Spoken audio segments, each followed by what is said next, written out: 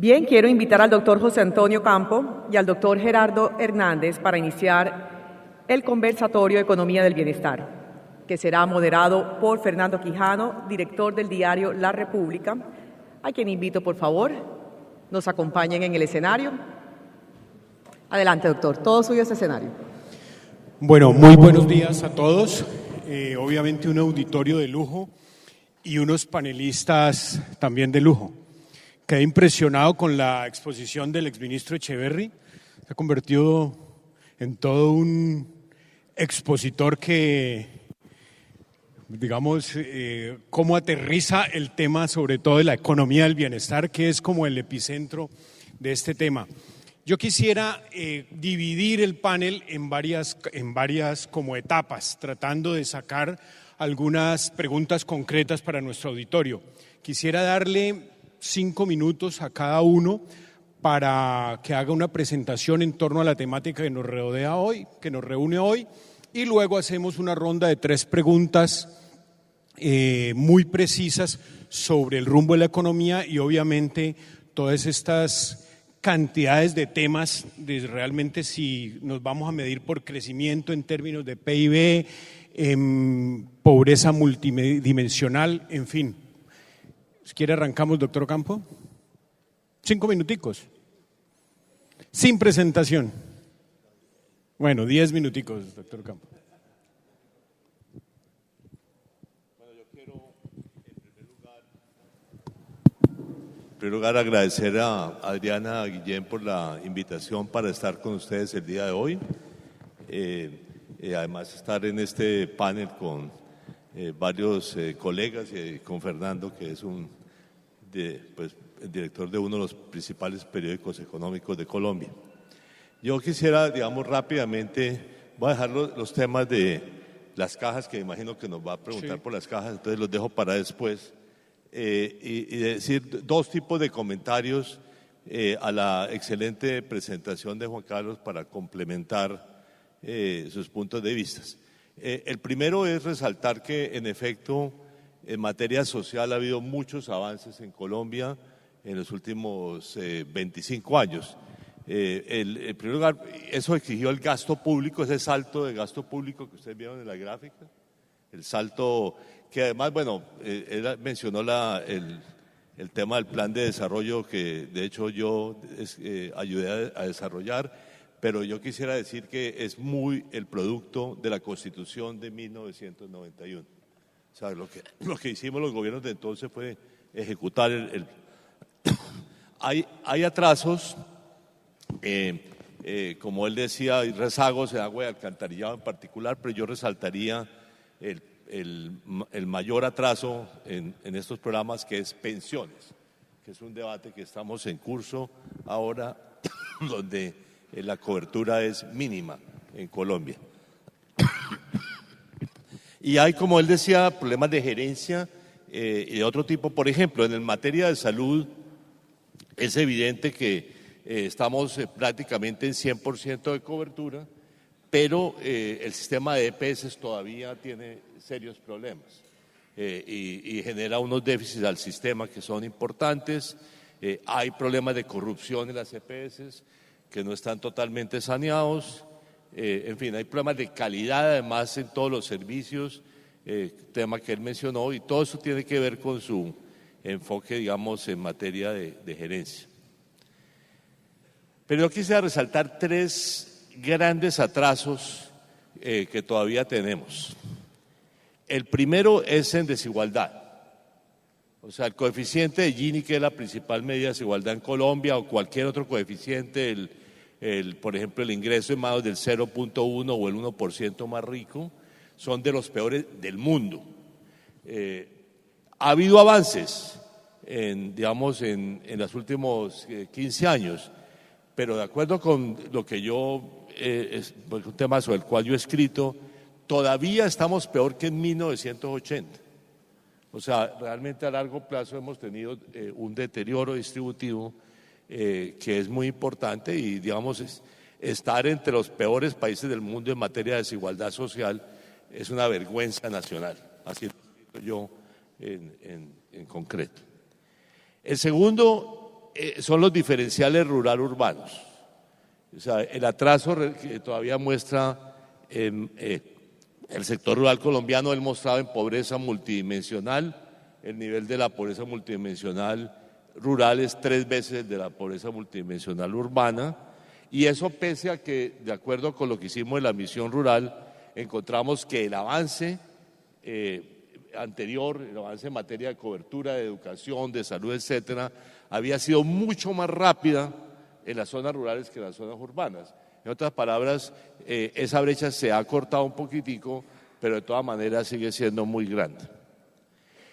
Y el tercer problema es el tema de informalidad laboral, incluso tiene que ver con esta reunión. O sea, hay en Colombia, digamos, en las zonas urbanas un poco más del 50% de formalidad, pero en las zonas rurales tenemos la formalidad es un 13, 14%.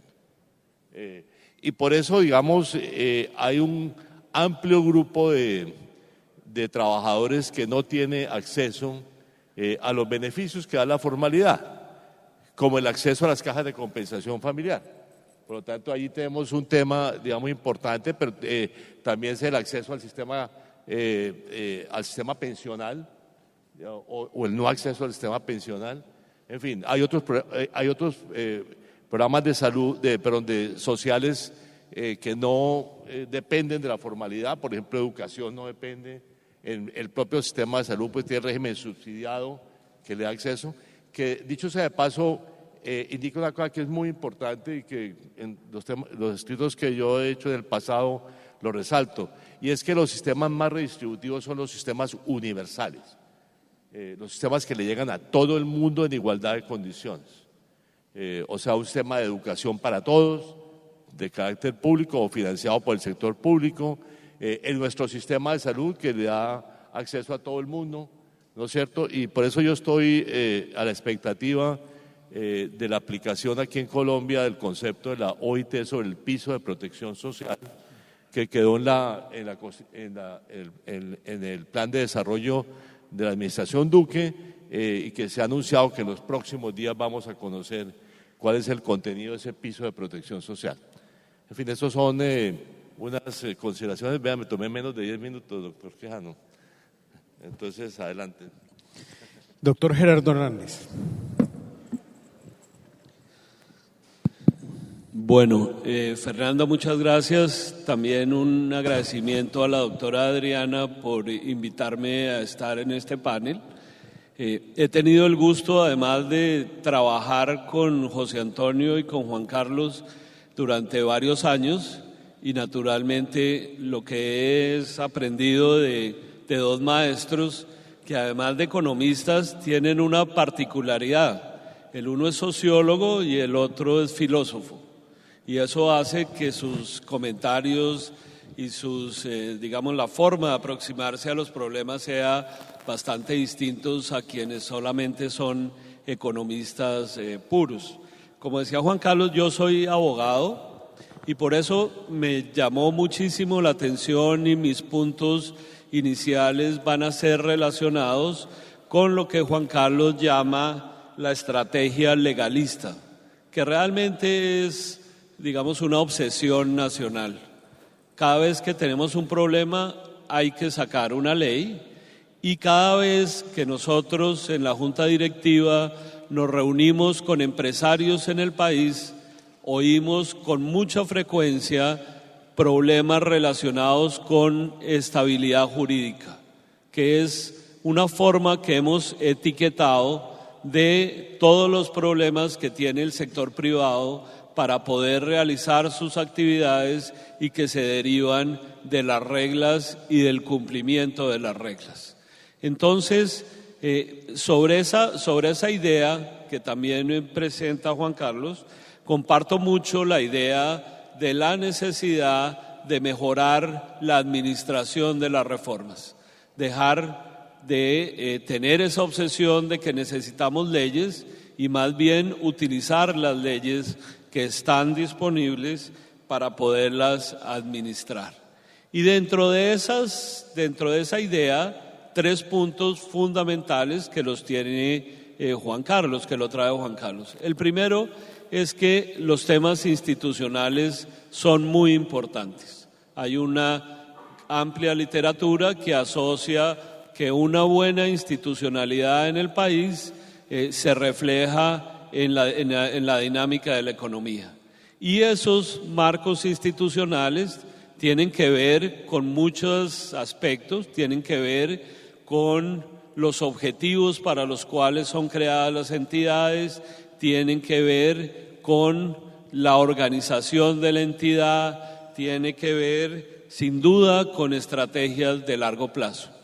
Y Juan Carlos mostraba algunos ejemplos, EPM, las cajas de compensación, que me referiré después, pero no mencionaba, por ejemplo, al Banco de la República, que yo creo que es en todas las encuestas de percepción aparece como una de las instituciones en la cual más confían los colombianos. Entonces, cuando uno mira, digamos, el marco creado en el año 91 a la Junta Directiva del Banco de la República, al Banco de la República, encuentra que es en ese fundamento y en el desarrollo que ha tenido la institución a lo largo de los años que está la fortaleza misma de la institución.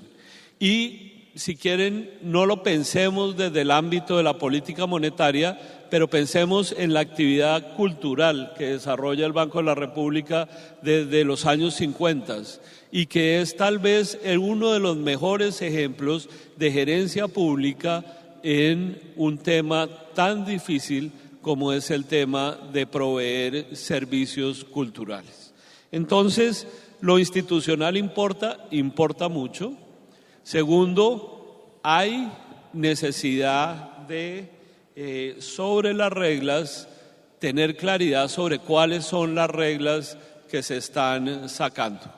Y en esta materia hay que recoger algunas enseñanzas de todo el proceso con la OSD, de acceso a la OSD, sobre mejores prácticas en materia de regulación. La OSD hacía énfasis en por lo menos 3 temas en los cuales hay que trabajar mucho más. El primero, todos los mecanismos para que las personas en el momento en que se va a sacar una regulación puedan hacer sus comentarios, puedan participar en el debate, que es algo que la gran mayoría de entidades tienen, pero que increíblemente no es utilizado de la manera como debería utilizarse. Los procesos se hacen, pero cuando uno pone a comentarios una norma, increíblemente no encuentra que haya comentarios de los sectores a los cuales se está regulando, las universidades, etcétera. Ahí hay algo que se puede hacer más. Lo segundo es todo el análisis de impacto de las normas y la evaluación posterior de las normas. La realidad es que cuando se sacan las normas, como mostraba Juan Carlos, con todo ese árbol y tantas reglamentaciones, luego no hay un análisis sobre cuáles son las consecuencias de esas normas. Y ese es tal vez en el tema de la OSD, hacían muchísimo énfasis en esa materia. Lo otro, sin lugar a duda, es mejorar técnicamente a los organismos de regulación. Se hizo mucho con los organismos de regulación en servicios públicos. Se ha hecho bastante con organismos de regulación de la URF. Pero todas estas cosas, si la regulación se hace correctamente, beneficia la gerencia y la administración de las mismas. Hay otro punto que yo creo que es fundamental y no es un tema solamente de abogados, y es el cumplimiento de las reglas. ¿Para qué tengo yo unas reglas si yo finalmente tengo la percepción de que no se cumplen? O aún sabiendo yo que tengo la razón, simplemente me va a tomar años para que efectivamente se cumpla el contrato, pueda yo sacar al arrendatario que se le acabó el contrato, que no me está pagando, etcétera, etcétera. Entonces, cuando uno mira todos los procesos de reforma a la justicia, encuentra unos temas súper complejos temas relacionados con los choques de trenes, temas relacionados con el Consejo Superior de la Judicatura, pero de alguna forma se deja en último lugar todos los temas de eficiencia y de eficacia en el aparato de justicia.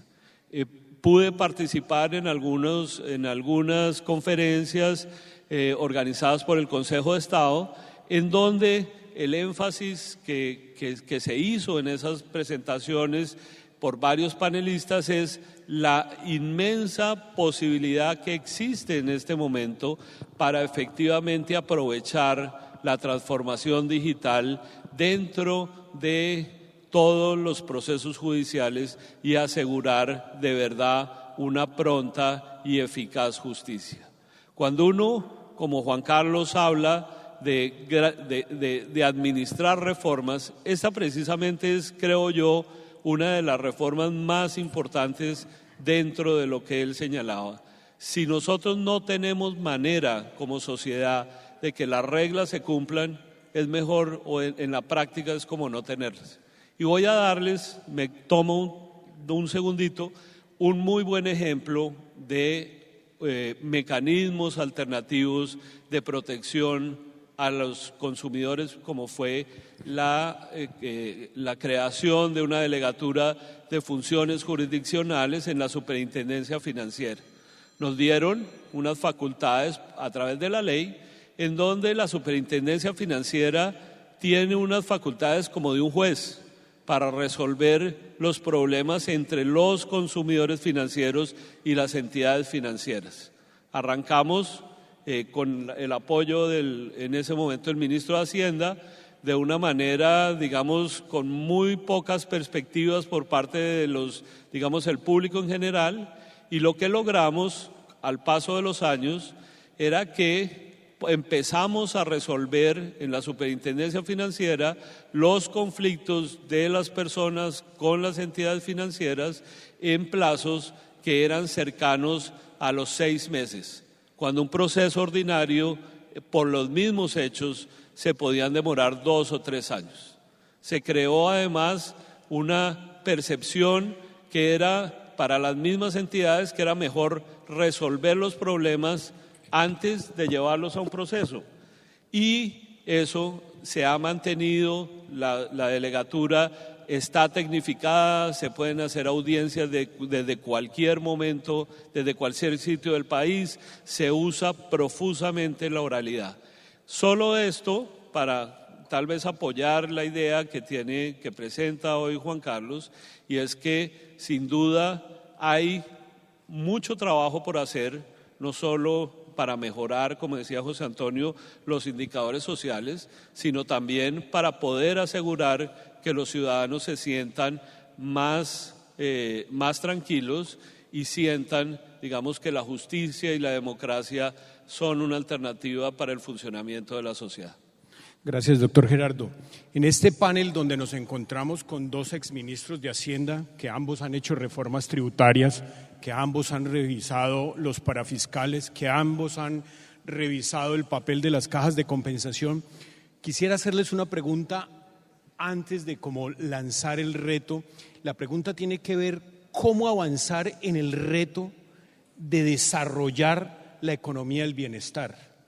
¿Cómo avanzar y cómo medirla? Porque ustedes como economistas y como exministros de Hacienda y obviamente en la codirección del Banco de la República, tenemos un caso como el chileno, donde se ha avanzado en términos de Producto Interno Bruto, pero a la hora del desarrollo del bienestar como que desnuda una cantidad de deficiencias.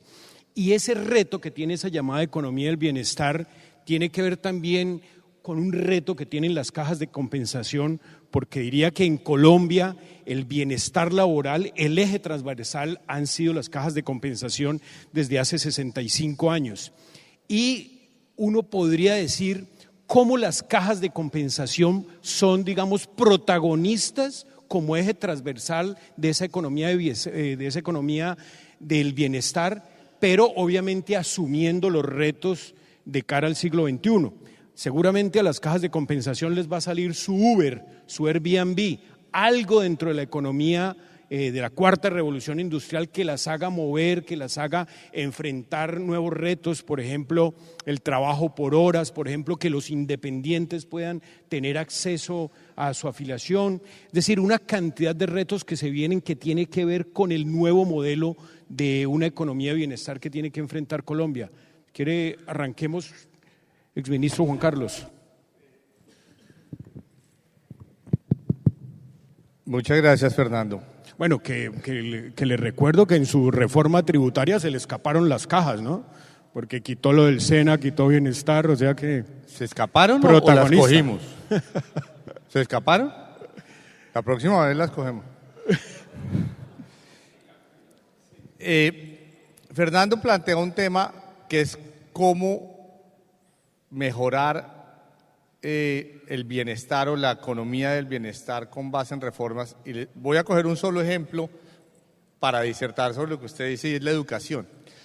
¿Cómo entendemos la educación? El problema de la educación, el problema de Colombia. El problema de la educación es un montón de niños que no tienen educación. ¿Y qué es la educación? Hay una gente que tiene el enfoque ladrillístico de la educación. Estamos haciendo escuelas grandísimas e inmensas y tienen unos escenarios deportivos maravillosos y los baños son buenísimos, lo cual es muy bueno. Pero pues la educación es un problema y nosotros quienes estamos aquí hemos sido profesores, pues José Antonio fue profesor mío hace 10 años, muy poco, por allá a principios de los 80s. Yo he sido profesor 35, 40 años y uno puede ser excelente profesor en cualquier salón. El problema de la educación es un problema comunicacional, en gran parte entre lo que uno logra transmitir. ¿Qué espera hoy una familia? Yo tengo 3 niños, una niña de 9, un niño de 11, un niño de 13. Hoy por hoy, el problema de la cobertura y de tener buenos salones es un problema de los 80s o de los 90s. Hoy por hoy un padre de familia cuando manda un niño al colegio, pues por supuesto tiene que haber un buen salón y unos buenos asientos. Eso ya no debe ser un problema en Colombia. Hoy el problema yo diría es, ¿le dan inglés o no le dan inglés? Porque si el chino sale sin inglés, pues su capacidad de competir en el mercado va a ser muy difícil. El problema es, ¿tiene acceso a digitalización? ¿Sí? ¿Le van a enseñar en sexto, séptimo, octavo, le van a enseñar a hacer código o no? La escuela, y si no, uno dice, esta escuela es muy mala. ¿Tiene transporte escolar? Por supuesto, mis niños tienen transporte escolar y en los colegios buenos de Bogotá también, pero el niño que sale de Ciudad Bolívar y tiene que llegar a 4 o 5 kilómetros, hoy por hoy, y en cualquier pueblo, en Pitalito, Tolima, la aspiración es que tenga transporte escolar y las regalías en buena parte se dedicaban al transporte escolar. Los papás necesitan, porque ambos papás trabajan, ambos papás son clase media, ambos trabajan, mi hijo lo van a llevar y lo van a devolver. Fíjese que el problema de la educación tiene seguridad, qué hacer con el celular. Entonces, el tema del bienestar, el punto que quiero hacer es muy dinámico. Lo que era un gran avance hace 30 años, que era que hubiera pupitres, salones, un profesor y una escuela, eso ya hoy por hoy las familias lo dan por descontado. El colegio es malo si no tiene computadores. El colegio es malo si no tiene transporte escolar. Y la gente protesta es por eso. La aspiración por la cual protesta la gente no es que haya educación. Eso ya es el 100%, la cobertura. La gente va a protestar es porque el colegio no tiene computadores o no tiene internet. Y eso es la nueva gerencia del colegio, la nueva gerencia de la educación. Entonces, lo que quiero enfatizar en la respuesta a Fernando es, nosotros el tema de la salud, y lo hemos dicho José Antonio y Gerardo, o el tema de la banca central o de una buena regulación y supervisión financiera o la educación para el bienestar, es entender muy bien en qué estadio estamos y cuál es el desafío de los próximos 10 años, porque la gente en Chile y la gente en Colombia que está protestando no son los más pobres, es la clase media y la clase media sobre todo que acaba de salir de la pobreza, que ya tiene una moto, un celular, pero que está preocupada con el problema de hoy. Y los economistas decimos, ¿y qué es lo que pasa con Chile? Como si Chile ha tenido semejantes avances que le han llevado todos los servicios públicos y bienes públicos a su población, mejor que toda América Latina, está casi a puertas de ser un país desarrollado. Los chilenos, ¿por qué están tan bravos? ¿Qué es lo que les molesta? Es que las aspiraciones de la gente son muy dinámicas. Las cajas de compensación sí que son interesantes en eso. Yo he sido un gran usuario de los sistemas de turismo y de de atención pues, a las familias pues, en Colsubsidio, en Cafame, en Belgar, en Girardot, etcétera, toda mi vida. Esa es una aspiración supuestamente, digamos, de lujo, entre comillas, para los trabajadores. Pero es algo que hoy por hoy la gente demanda, porque usted con 3 niños, el viernes por la tarde, ¿qué hace?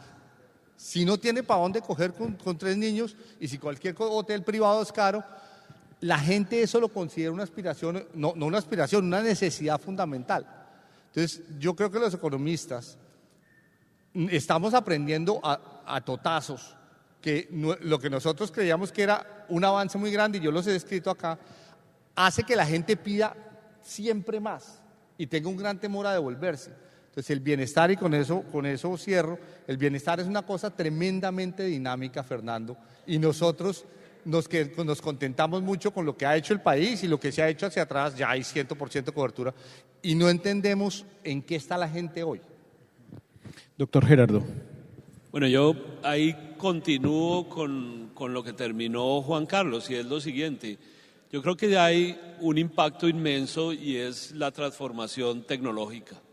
Uno lo está viendo en ciertos sectores de la economía en donde los avances son impresionantes.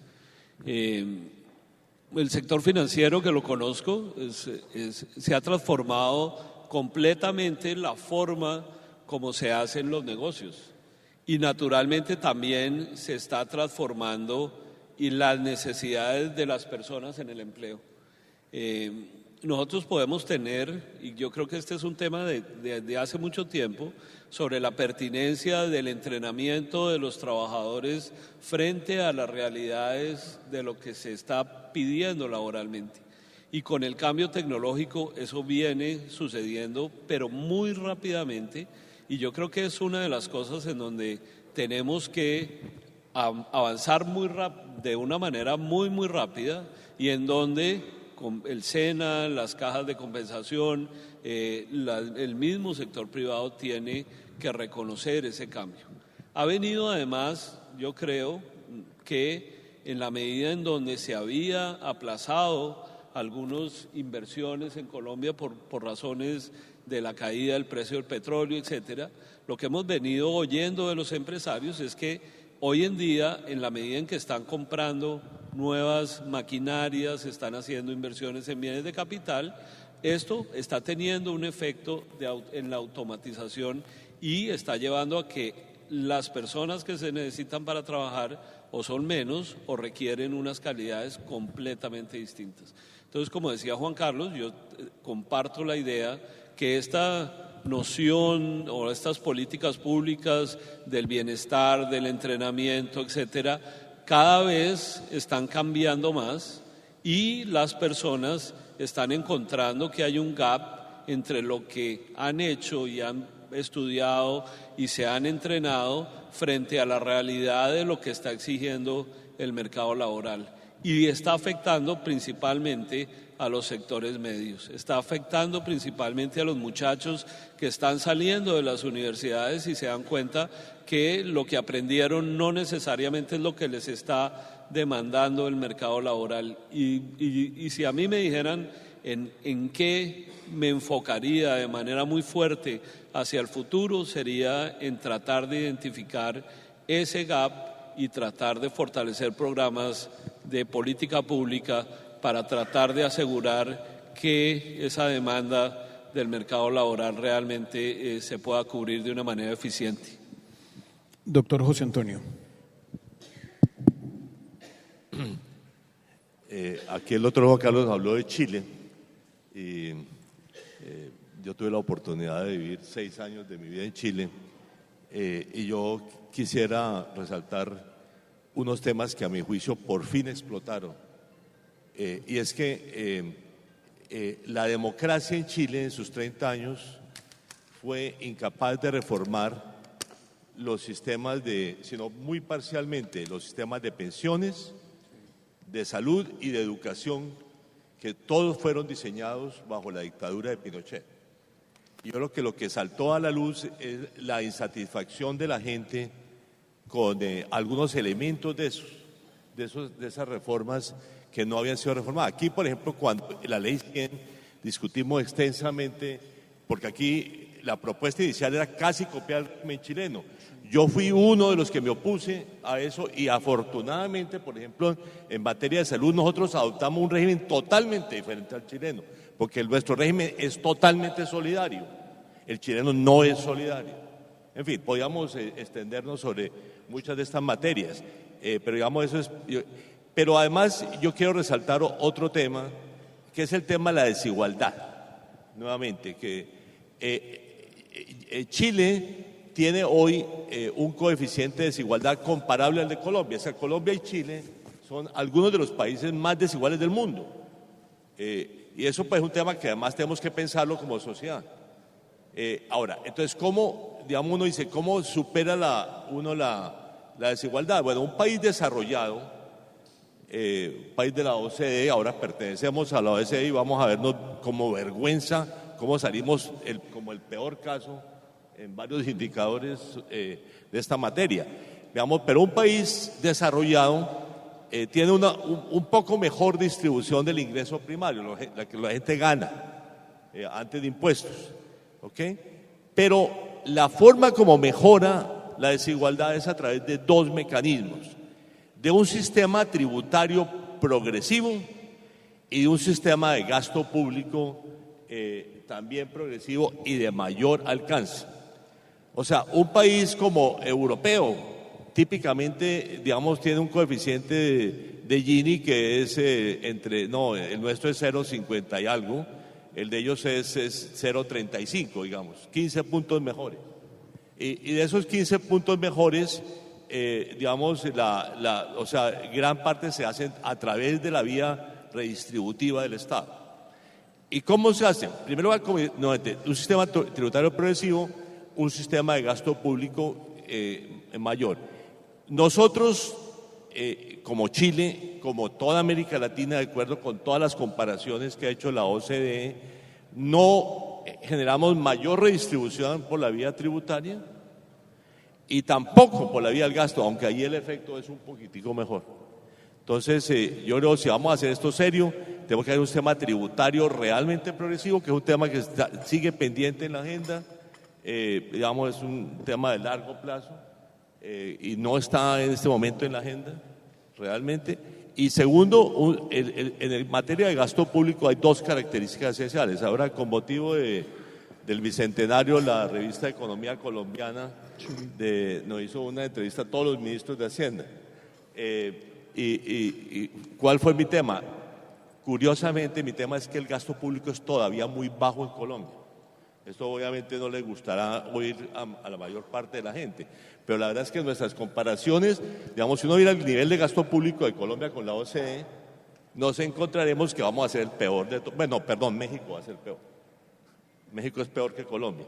Pero digamos, Colombia es un país que tiene un nivel de gasto público que debe ser más o menos la mitad de un país promedio de la OCDE. Y por eso yo dije, el principal problema de Colombia en materia fiscal es curiosamente que el gasto público es todavía muy bajo. O sea que tenemos que generar más recursos públicos para el Estado para que pueda hacer todos los programas. Y tiene que ver con otro tema y después me dan la oportunidad de hablar sobre las cajas, por fin. Pero el otro tema es que los sistemas más redistributivos, los que dejan menor efecto distributivo, son los sistemas universales, los que le llegan a todo el mundo. Esos son más costosos. Son mucho más costosos esos programas, pero eso es precisamente lo que han demostrado sobre todo las sociedades europeas, que con programas universales redistribuyen muchísimo el ingreso en la población.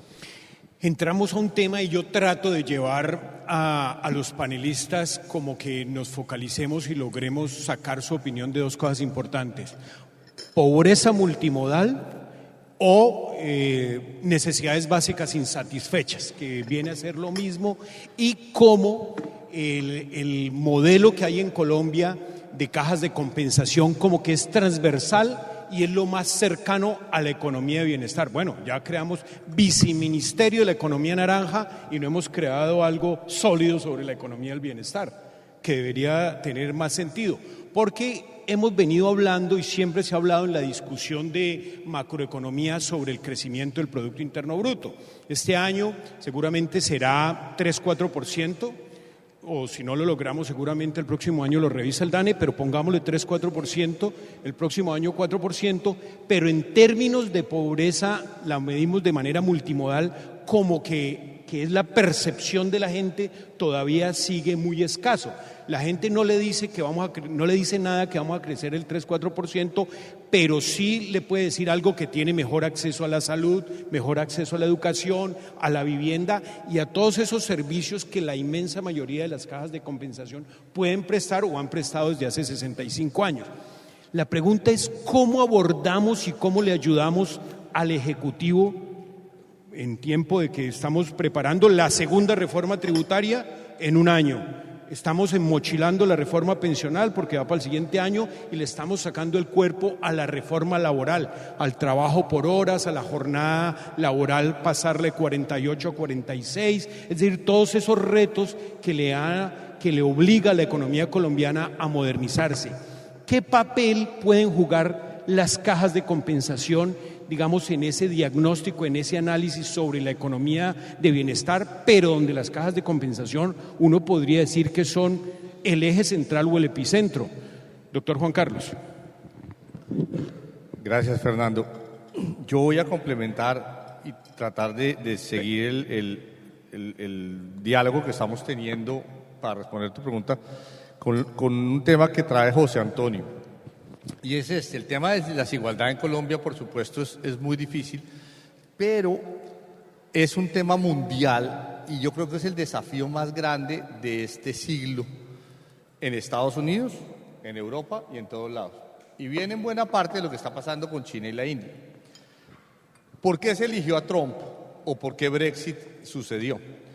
A Trump se lo eligió porque el centro de Estados Unidos está muy bravo de 20 años en que ha perdido ingreso, se han quebrado las empresas, el campo americano se ha empobrecido, los pueblos del centro de Estados Unidos se han empobrecido, las ciudades, unas ciudades que antes eran prósperas, hoy por hoy han perdido dinámica, porque esa plata está en China.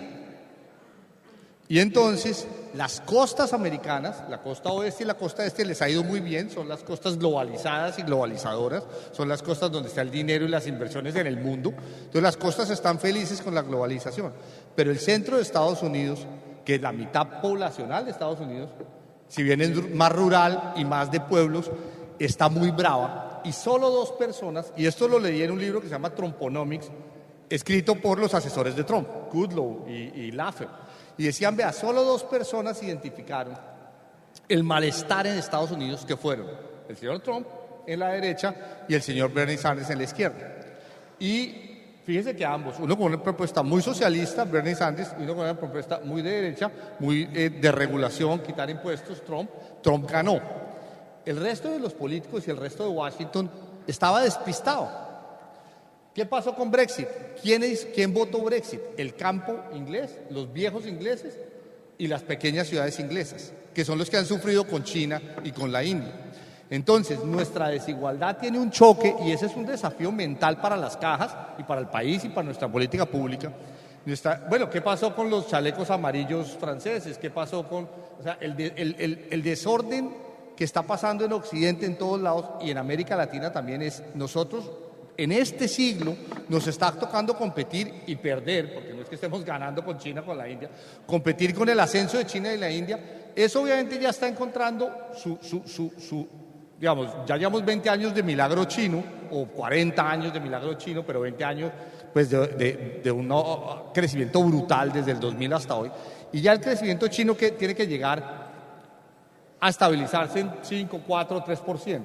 Pero en esos 20 o 30 años, el mundo y la clase media mundial se ha empobrecido y sobre todo la gente que no tenga protección frente a la globalización. Entonces nosotros en Colombia, en parte ¿por qué no exportamos? Porque las exportaciones están o en China o en México o en Vietnam, no en Colombia. Colombia exportaba en los 60, los 70, etc. Entonces este tema de la desigualdad, que lo traemos yo creo que muy oportunamente, es un tema de todo el mundo, diferente de China y la India y el sudeste asiático. ¿Cómo lograr, y nos faltan por ahí 10 años más, hasta que China se estabilice y la India se estabilice, o más, no sabemos? Fuera de eso llegaron la automación, la automatización, las cadenas de valor mundiales y el estancamiento de los salarios. Tengo 2 banqueros centrales al lado mío. La banca central está en un problema, es que la inflación se desapareció, y se desapareció en buena medida porque los salarios ya no crecen cuando crece la economía. La curva de Phillips, que es la base de la banca central, ¿no? Cuando usted crece la economía, hay más demanda laboral, entonces los salarios crecen, entonces la inflación, etcétera. Eso no está pasando. ¿Por qué? Porque los salarios están estancados, porque India y la China tienen estancados los salarios. Entonces la clase media pierde. Fuera de que hay desempleo, los salarios no crecen. Entonces quiero ponerle ese contexto adicional. ¿Por qué? Porque cuando ustedes se monten en el avión y vuelvan, y todos pensemos qué hacer para resolver estos problemas, el contexto mundial, que es maravilloso en términos de crecimiento y de que tenemos computadores baratos y motos baratos, todo lo que nos da China y ropa barata, etcétera, eso es muy bueno, tiene del otro lado un desafío, y es que competir es muy duro, dar salarios altos es muy duro, muy difícil, porque los salarios bajos de China son los que tienen los salarios controlados en todo el mundo, y la globalización es un desafío inmenso. ¿Qué hacer? Ahora sí su pregunta, y no voy a decir muchas más palabras, que sume más al problema, porque la respuesta es muy difícil, y si la tuviera probablemente pues ya habría escrito algo. Pero creo que tenemos una dificultad, que es, el problema no es solo colombiano, sino de todo, salvo Asia, y sobre todo Asia, el este de Asia, de India para allá, todos los demás estamos en un contexto supremamente difícil para resolver el problema de desigualdad y salarios. Le sumo eso al debate. Doctor Gerardo. Bueno, yo creo que, como dice Juan Carlos, yo creo que el principal problema actual es que las recetas tradicionales se han desgastado. Juan Carlos mencionaba la política monetaria. Sin duda, cuando uno mira a nivel internacional, pues los bancos centrales están con tasas de interés cero o negativas y no están encontrando la manera tradicional para apoyar o empujar la economía. Por eso están intentando estos grandes mecanismos de darle una inmensa liquidez a la economía para tratar de resolver unos problemas de un poco crecimiento que se ha vuelto absolutamente secular. Cuando uno mira los crecimientos de los países avanzados, pues realmente después de la crisis de Lehman Brothers crecieron un poco, pero se quedaron absolutamente quietos. Y por eso también, digamos, están los dilemas como los que plantea José Antonio. O sea, uno quisiera tener mucho más gasto público, pero ¿cómo hacerlo con unas restricciones fiscales tan grandes, ¿no? Entonces, vuelvo al punto de la presentación de Juan Carlos, y hay que saber aprovechar lo que se tiene y tratar de administrarlo o gerenciarlo de una manera mejor.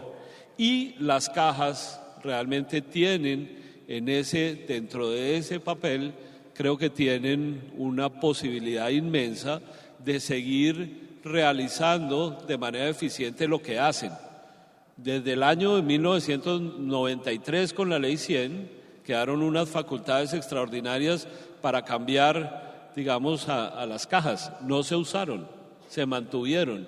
Y creo que a lo largo de la historia siempre van apareciendo iniciativas para o tomar los recursos o cambiarle los objetivos.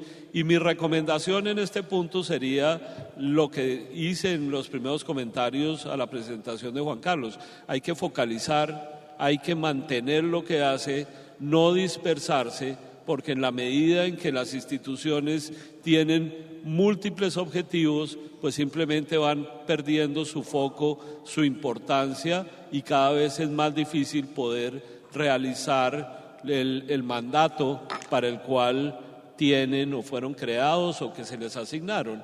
Entonces, en los últimos años, claramente aparecieron una cantidad nueva, digamos, de actividades que se encargaron a las cajas, pero mi recomendación sería no seguir ampliando ese abanico, tratar de fortalecer lo que se hace, focalizar lo que se hace y sin lugar a dudas en circunstancias como estas, con una clase media creciendo, con necesidades que cada vez son mayores, pues tienen una posibilidad enorme. Doctor Ocampo. Bueno, lo primero que quiero decir es que yo he sido defensor de las cajas de compensación. Es un modelo único en América Latina. Yo me conozco este continente por haber trabajado en varios países en distintos momentos. Es un buen modelo y por eso, para comenzar, yo he sido enemigo de aquellos que dicen que hay que bajar las contribuciones a las cajas para formalizar el empleo.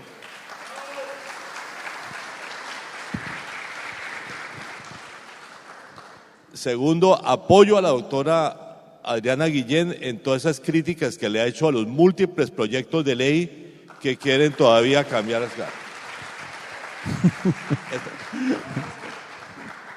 Es que él Ahora ya no bien, tiene aspiraciones políticas, pero... No, es que realmente lo creo. Entonces, ahora bien, primero, estoy totalmente de acuerdo con el doctor Gerardo de que una de las cosas que deberían hacer las cajas es simplificar la oferta de servicios. O sea, asociado a otro elemento, a otros elementos que voy a mencionar, que son tres. Incluso sobre el anterior, yo diría que una de las cosas que yo haría es quitar varias de las funciones que hacen las cajas hoy en día, que se han dispersado demasiado en sus tareas, y concentrar en algunas en particular. Yo he sido siempre defensor de que hagan una actividad mucho más activa en materia de salud, por ejemplo, y que eliminen quizá algunas de las otras funciones. Pero los tres temas que yo quiero señalar son los siguientes. Primero, servicios rurales. ¿Cuáles son los, ese es un tema que de hecho yo tuve la oportunidad de trabajar con las cajas cuando estábamos en la misión rural. Hice un documento, para unas propuestas. Entonces yo pienso que uno de los temas que vale la pena discutir, qué se puede hacer para que los trabajadores del campo afiliados a las cajas tengan servicios efectivos, porque hoy en día no hay muchos servicios para los trabajadores del campo. Esa es la primera. Segundo, yo creo que el sistema de cajas, ASOCajas, debería hacer un gran estudio de cuáles de esos múltiples programas son usados por diferentes trabajadores de acuerdo con sus ingresos. Esta palabra en particular, ¿cuáles son los programas que realmente le llegan a los asalariados de más bajos ingresos? Y en cambio, ¿cuáles son los que le llegan a los asalariados de altos ingresos? Para saber cuál es el efecto redistributivo de las cajas. Ese es un estudio que no se ha hecho y que me parecería excelente para ver exactamente en la simplificación de servicios a dónde deben ir los servicios de las cajas para que sea también un impacto redistributivo. Y que tiene que ver con mi tercera propuesta. Como yo soy defensor y creo firmemente, con base en la experiencia internacional, que los mejores programas sociales son los universales, o sea, los que están en todo el mundo, la pregunta es ¿cómo hacemos para que todos los trabajadores colombianos tengan acceso a cajas? O sea, no el 40%, ¿no es cierto? Sino ¿cómo podemos hacer que todos? Entonces, por ejemplo, en vez de todos esos múltiples proyectos que están en cursos y destinarle más y más recursos del 4% a otras cosas, ¿por qué no hacemos un programa para permitir subsidiar el acceso de trabajadores informales a las cajas de compensación? ¿No es cierto? De tal manera que logremos, de hecho eso fue parte de las propuestas que hicimos cuando trabajamos con las cajas para el sector rural, sí. De utilizar una parte del 4% precisamente para permitir un sistema simplificado de acceso a las cajas que permita que gradualmente todos los trabajadores colombianos tengan acceso a las cajas de compensación. Nos quedan 10 minutos y en esos 10 minutos, ya que se metió porque lo traía apuntado el doctor Ocampo, meterse de lleno a hacer propuestas para las cajas de cara, digamos, al siglo, el otro año es el 2020, a la próxima década. ¿Cómo uno catapultaría, digamos, vuelvo e insisto en el tema, ese papel transversal que juegan las cajas de compensación en la economía del bienestar. Y ahora que para no vivir obsesionados si el 4% es poquito, si hay que bajarle, si hay que redistribuir un punto, todas esas cosas, para evitar ese, digamos, debate fiscal en torno a las cajas y si es una carga para los empresarios, si no lo es cómo construir sobre lo que ya se ha evolucionado, cómo, digamos, no crear una misión para las cajas, porque todo lo solucionamos con misiones, pero es cómo dar ideas. 2 exministros, un codirector del Banco de la República, superintendente financiero, ¿qué ideas trascienden? Con una migración venezolana creciendo, con unas reflexiones de cara a la protesta social, digamos, protestar por mayor bienestar social, una cantidad de cosas que están en la agenda política. ¿Y cuál debe ser ese papel que tienen que jugar las cajas de compensación? Yo tengo uno, pues eso lo tenía a manera de conclusión, y es que yo soy empleado. ¿Por qué uno tiene que escogerle la caja? ¿Yo por qué no lo puedo escoger? Digamos, porque siempre me la escoge la empresa. Digamos, no, yo no puedo decir, oiga, yo quiero ser de la caja A y no de la caja B. Es como cambiarle el eje gravitacional de donde se toman las decisiones de las cajas. No sé qué ideas tenga, doctor Juan Carlos. Muchas gracias, Fernando. Yo quiero también comentar, como hizo José Antonio, sobre el tema filosófico de si las cajas se deben mantener o no se deben mantener. Hay un grupo de economistas muy grande, gente muy sensata, muy seria, que dice las cajas deben ser un club, que si un club le da buenos servicios a las personas se van a afiliar voluntariamente a ellas. Esa es una visión, digamos, de un grupo de colegas nuestros. Y yo diría que la otra es, las cajas son una contribución y un servicio necesario, ¿sí o no? Yo me voy a la historia y cada vez que he pasado por este tema, yo llego a la conclusión de que en los últimos, ¿cuándo surgieron las cajas? ¿En qué año? ¿En qué? 1954-56. Que era cuando realmente estaba surgiendo el capitalismo en Colombia, el capitalismo urbano de empresas formales. Y las cajas, yo creo que fue una idea muy buena, que ha demostrado su bondad a través de los años, porque desde el punto de vista económico uno se tiene que preguntar, ¿la actividad de las cajas produce eficiencia económica y social? Eficiencia quiere decir, esos mismos recursos o esos mismos servicios los puedo producir más baratos si no hubiera cajas, y yo soy un convencido de que no. ¿Por qué? Por un tema que yo expuse en la exposición, porque las cajas han demostrado que tienen la gerencia y la eficacia para hacer algo eficientemente, que si se lo dejáramos o al sector privado o al gobierno, como funciona el gobierno, ¿sí?, producirían eso o más caro o de menor calidad o para menor cantidad de gente. Entonces yo estoy persuadido de que las cajas tienen ese efecto y producen más baratos un montón de servicios a menor costo. Segundo, tienen una externalidad gerencial que yo le exponía, que es, las cajas han demostrado que un esquema extraño, público-privado, funciona y tiene una externalidad gerencial que, si vamos a ver, cada que un presidente tiene un problema, llama a las cajas para montárselo a las cajas. O sea, si fueran tan malas, entonces no les montaría. Un problema de vivienda, díganle a las cajas entonces que cojan este problema y resuelvan con sus mismos recursos ese problema de vivienda.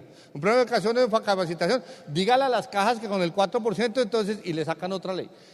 Quiero decir, los mismos gobiernos hemos demostrado, porque por ahí hemos pasado, hemos demostrado que las cajas hacen bien muchas cosas. Pero cuando hay que pensar filosóficamente en las cajas, no, entonces acabémoslas. Pero si hacen bien muchas cosas, porque es que les tenemos que acabar. Y ahí es que ha surgido el problema, y eso lo saben todas las personas que están sentadas acá, que es que las cajas, por hacer las cosas bien, se volvió en un arbolito de Navidad, que ese sí se volvió un círculo vicioso. Porque un principio de la gerencia, como decía José Antonio, haga pocas cosas y hágalas bien. Si uno hace 3 cosas o 4 cosas bien, no quiere decir que va a hacer 20 bien, porque las otras 16 se vuelve un tema gerencial que ofusca la gerencia y le quita foco. Entonces, las cajas tienen economías de escala, definitivamente tienen economías de escala, y entro entonces a responder lo que usted dice. Un tema de las cajas, cuando yo vi el tema hace un par de años era también no solo el tema que dices tú de escoger, sino el tema regional. Las cajas tienen una estructura regional supremamente fuerte y rígida. Y hay muchos celos regionalmente sobre esta parte desde las cajas de el occidente, estas cajas son las cajas del centro, estas son de las cajas del sur de Colombia, y eso, digamos, merma la propia cultura de competencia, eficiencia y eficacia que justifica que las cajas existan. Entonces, un tema que yo me acuerdo que se discutió, no es una idea mía, pero que a mí me gustó fue, bueno, ¿y por qué no dejamos que las cajas puedan ofrecer los servicios fuera de sus fronteras? Obviamente, las cajas pequeñas de regiones que se les vendría encima la competencia pues de las grandes, dicen no, manténgame pues los linderos y la cerca y que no se me meta nadie.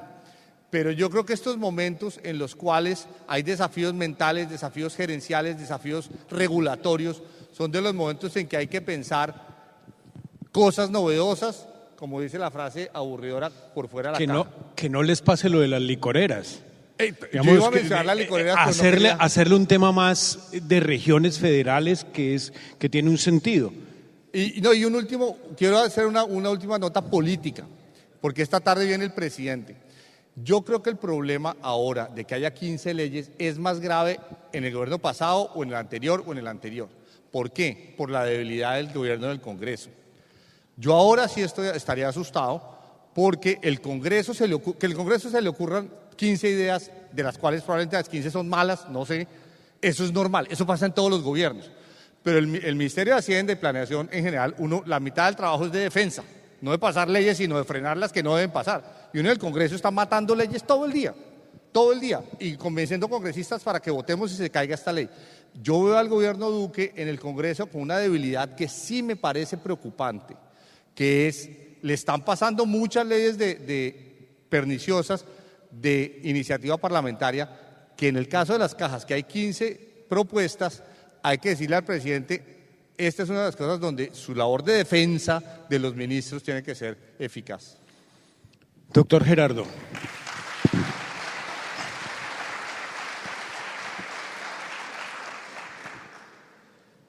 Bueno, yo estoy de acuerdo con lo que han señalado José Antonio y Juan Carlos sobre lo siguiente. Sin lugar a dudas, las cajas de compensación han cubierto de manera eficaz las necesidades para unos sectores poblacionales que el Estado no está prestando. Y eso per se justifica, digamos, su funcionamiento y por lo menos crea un cuestionamiento grande de las reformas sobre las cajas.